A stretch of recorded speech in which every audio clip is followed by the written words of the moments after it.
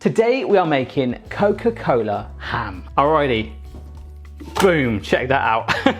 This is unsmoked gammon or ham joint. Amazing. And the fat is still on it, we're keeping it on today. Now this might look a little bit weird, but we're just gonna dump a carrot in with it. This is an onion that I've just torn before your very eyes in half. 2 bay leaves. And a stick of celery that was so big I wanted to snap it in half anyway.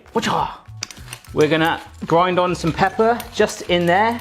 We could rub the ham if we wish. You could also just stick peppercorns in there too. A cinnamon stick for a little bit of a spicy edge in there. Coca-Cola going all the way in there. So this is a big 2-litre bottle. Let's do some this side. So the whole bottle is going in there. Wow, like someone's just put bicarbonate of soda into a sauna or something, or a hot tub. There we go. Things have calmed down now. Let's just push the carrot and that, make sure it's right under there. Now it's not quite covered the gammon, so we're going to cover that in some water just to bring it over the top. So here is just some more water to go over the top. That's completely submerged in the water now. It's kind of like a hammy Titanic. Now when you cook ham, you do get quite a salty flavour in there, so if you wanted to, you could boil it without any of the coke in for about 5 minutes just to get that saltiness out, drain it off, then do this step. But I've been told it tastes phenomenal like this anyway, which is good. So it's now going on our hob. All right, you are quite a heavy thing indeed, but that's all good. We are now, boom.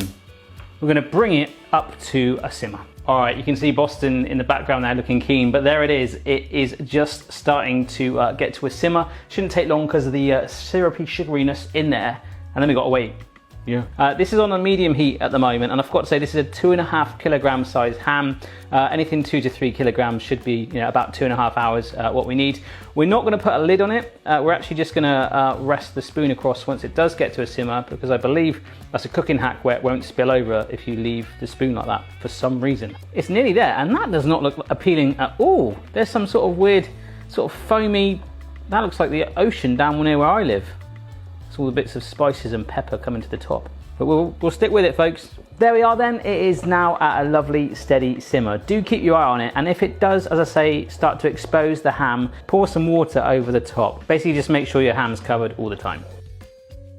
Alrighty then, folks, we are coming to the 2.5 hour stage. It is smelling phenomenal in here. Gonna give it a little more of a simmer for about 5 more minutes, but while we're doing that, we're gonna make our glaze.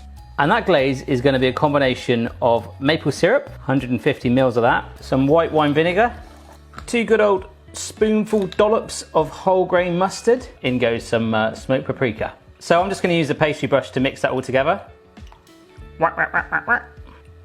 Alrighty, and then a little taste test.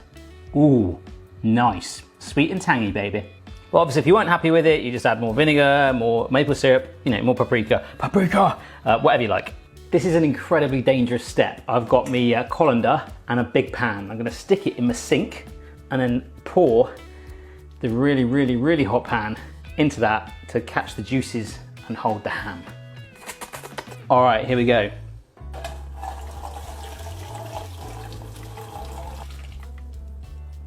Ooh, look at the color of that. So with that leftover juice, with the celery, the onions and the carrot in there, we've probably got the potential to make a really, really weird stock, but it's not about that today. Hello. I've just preheated my ovens. Wow. Let's go side on actually. I've just, whoa, it's hot.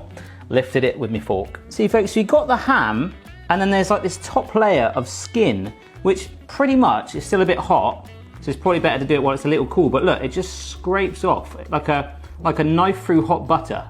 I want to just take this layer off. So it just wants to peel off really. Alrighty, that'll do, and I'm just putting that in a tin to one side. Fatty, fatty, fatty. So with the knife again, we're just putting some score marks at an angle just along the top of the ham. So I'm going diagonal one way and then right across the top and doing the other side. So all I'm doing is just basting the ham in that glaze. You want to get it all nice and coated on there. Let any of the seeds from the mustard just sit in there, any of the cracks that form, and just really sort of gloss it up. Make sure to really concentrate on the fat for the moment. All right, brilliant. This is now going in the oven for around about 15 to 20 minutes. That will really start to get the top going. Yes!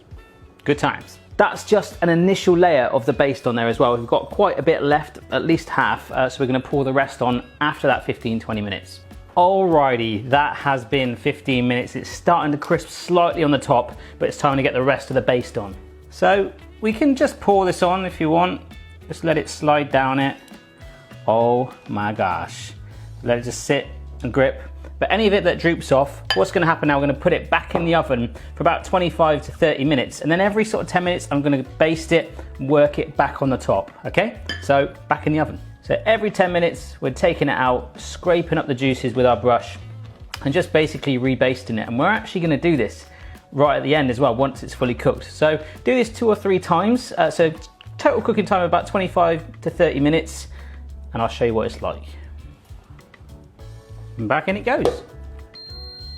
It's time to get out the oven. It has had 4 or 5 really, really good bastes, and it's thickened up an absolute charm. And more importantly, I'm gonna shut the oven because it's absolutely roasting in here. You can see how much the baste has thickened up and sort of caramelized, but we're gonna use that one more time. So just let it stand and relax for 5-10 minutes now, baste it, and then we'll slice it up. All right then, folks.